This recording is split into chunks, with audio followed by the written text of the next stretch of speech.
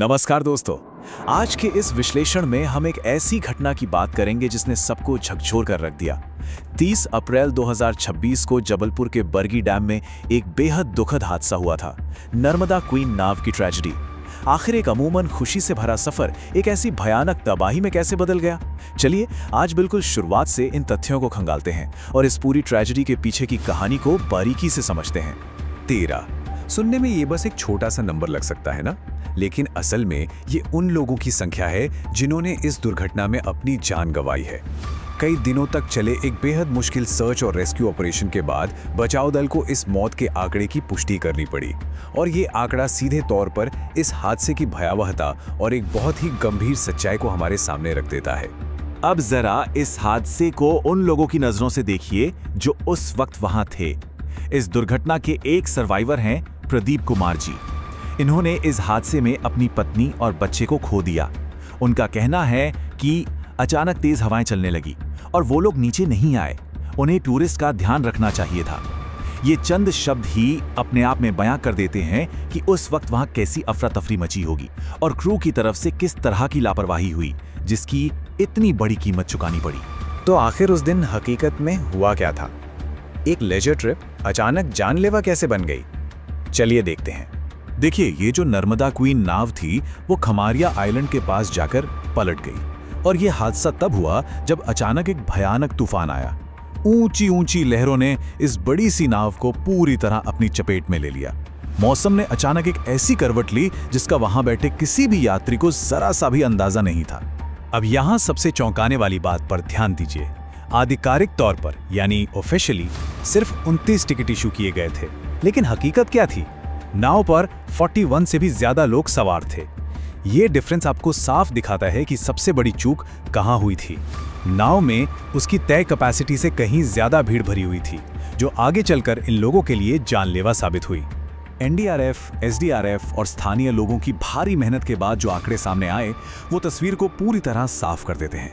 Total 41 पहचाने गए यात्रियों में से 28 लोगों को तो किसी तरह सुरक्षित निकाल लिया गया, लेकिन 13 लोगों की मौत हो गई। ये नंबर्स इस लंबा चले रेस्क्यू ऑपरेशन के आखिरी परिणाम को बिल्कुल क्लियर कट दिखाते हैं। लेकिन जानते हैं, ये सिर्फ आंकड़े नहीं हैं। इनके पीछे ऐसी मानवीय कहानियां हैं जो किसी का भी दिल तोड़ देंगी।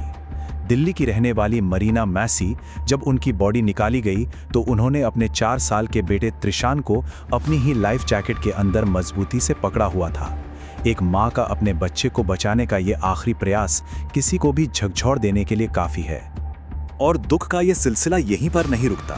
तमिलनाडु के तिरुपुर से आए कामराज परिवार ने इस एक दुर्घटना में अपने 5 सदस्यों को खो दिया, जिनमें 2 छोटे छोटे बच्चे भी थे। सोचिए, एक ही परिवार पर इस एक हादसे ने जो तबाही मचाई है वो जाहिर करता है कि इस अकेले इंसिडेंट का असर कितना गहरा और दर्दनाक रहा है। लेकिन अब हमारे सामने सवाल आता है कि आखिर ये सब हुआ क्यों? सुरक्षा में ऐसी कौन सी बड़ी चूक हुई जिन्होंने विफलताओं की एक पूरी चेन बना दी?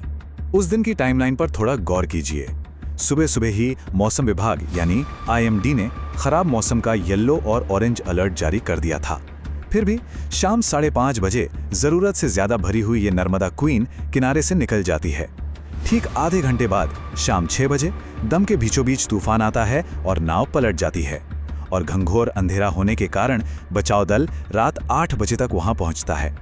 ये टाइमलाइन एकदम क्लियर कर देती है कि कैसे चेतावनियों को अनदेखा करना सीधे तबाही को न्योता देना बन गया। तो आखिर वो स्पेसिफिक लापरवाहियां थी क्या? चलिए गिनते हैं।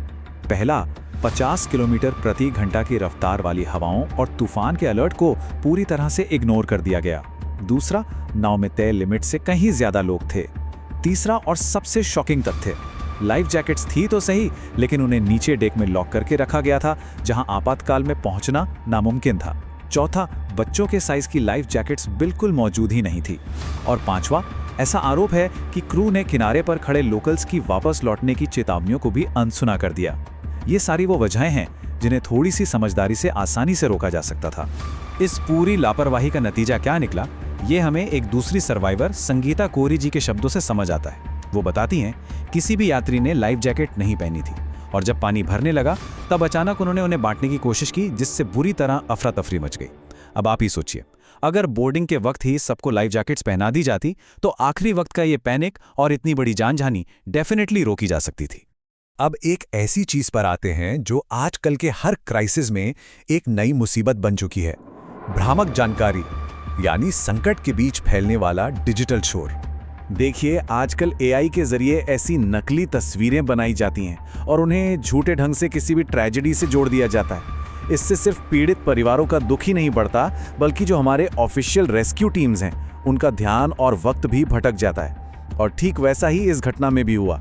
एक झूठी माँ बेटे की तस्वीर आग की तरह इंटरनेट पर वायरल कर दी गई।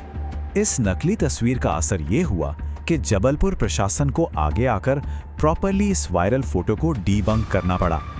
अब आप खुद सोचिए, एक ऐसे सेंसिटिव टाइम पर जब अधिकारियों का पूरा ध्यान सिर्फ और सिर्फ रेस्क्यू पर होना चाहिए, उन्हें ऐसी फेक न्यूज़ को रोकने में अपना वक्त लगाना पड़ा। उन्हें बार बार अपील करनी पड़ी कि लोग सिर्फ वेरीफाइड अपडेट्स पर ही भरोसा करें। तो इन सब के बाद अब आती है जवाबदेही की बारी।